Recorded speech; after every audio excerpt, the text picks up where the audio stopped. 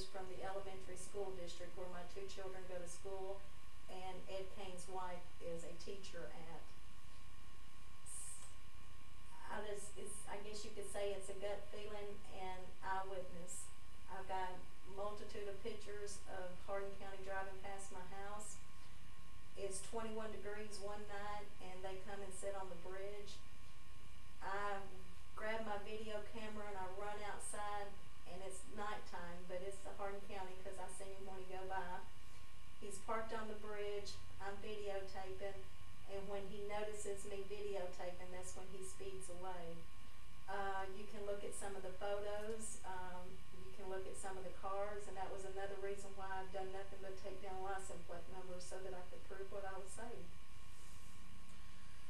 What would you like to see done about the situation? How do you feel your grievance can be redressed? What do you want to, what would you like to see happen? I would like to see Hardin County come into the 21st century and treat all of our citizens with respect. I'm not the only person that they do this to. And I just would like everybody's civil and constitutional rights to be held up with dignity. We're humans, we're tax-paying citizens. We pay these people's salary, and I don't think we're paying them so that they can come do this to us. I would like to see everybody get justice, and if it takes my case to do it, then I guess I have to walk this road. Very good. I think you have summarized your situation very eloquently. Anything else you care to add at this time before I end the recorded conversation? Just that I hope that we prove everything I'm saying. Even though my documentation, some of it's missing, I think enough of it's been documented and recorded and filed of record that you will have enough to go on.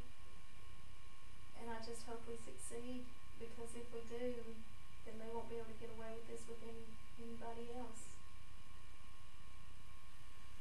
Okay, have you given me your permission to record this conversation today, April 11th? Yes, sir. I would like to make one adjustment. Sure. At the time of the divorces, when I had my assets before I come into the marriage, but it was the time of the divorces when our assets was at the highest level, and that was when everything started going away. So I just wanted to make that correction. Now, and maybe you can speak to that issue a little bit here while we're talking. How does that play into your losing of your assets? I mean, I'm looking at a woman who has been a very successful real estate salesperson, a person that has built up businesses, a person that has successfully managed those businesses and has managed her finances very well and very successfully. How do you get from that point to living in a trailer, having to beg the Hardin County Sheriff's Office to let you have a few of your possessions? Can you tell me how that has all transpired?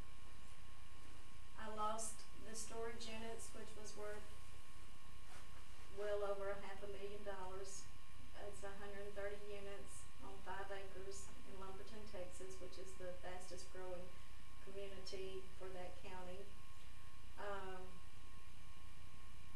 I still have my home on King Oak, and I still have my tobacco location, which I had prior to the marriage. They stole most of my collections of things, which were all... They is who? I'm going to have to say the Hardin County Sheriff's Department, because they're the ones who wouldn't let me go get anything. And everything was there. I got out with a little bit of jewelry and some of my coin collections, but a lot of my coin collections still there, and magazine collections, postcard collections, multitude multitude of things that could have been liquidated. That was all on the premises when you attempted to get what was yours, and the Hardin County Sheriff's Office basically washed their hands of the matter and said, "You're on your own, we're not gonna help you."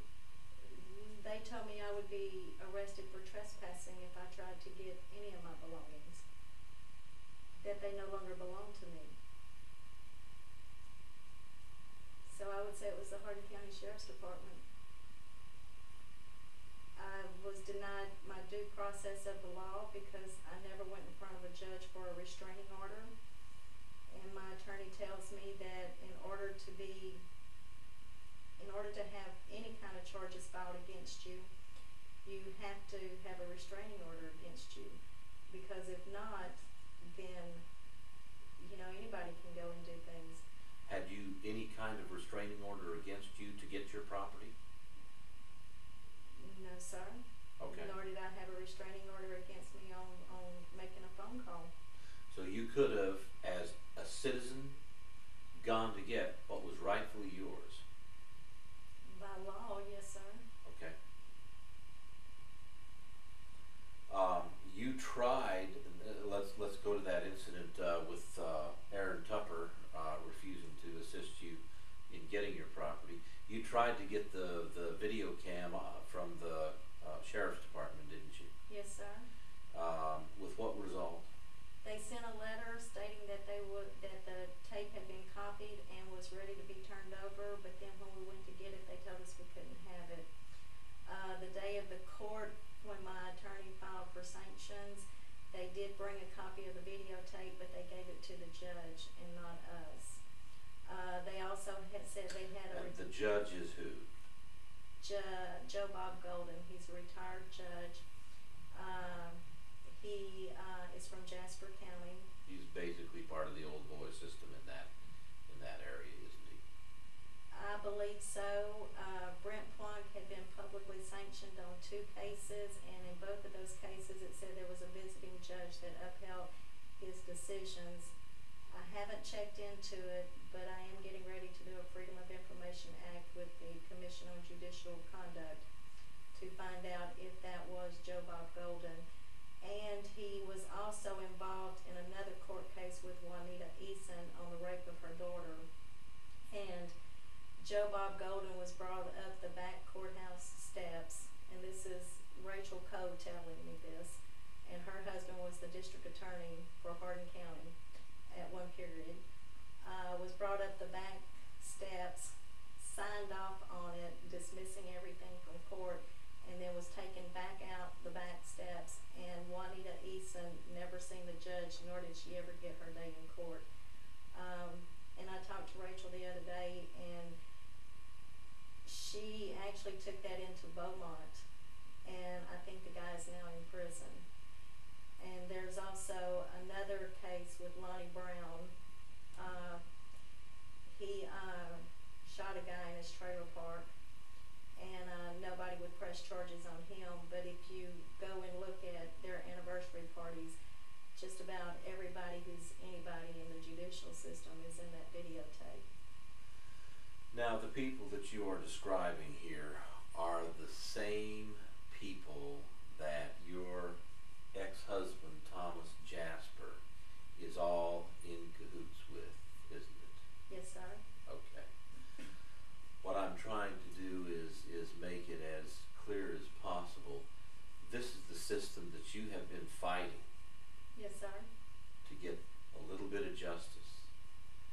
And this is the system that your ex-husband has been embedded with, and are all using their influence to keep you out of the picture, Yes, and sir. to deny your rights to due process and your property. Yes, sir. Would that be a way of describing the situation in a nutshell? Yes, sir.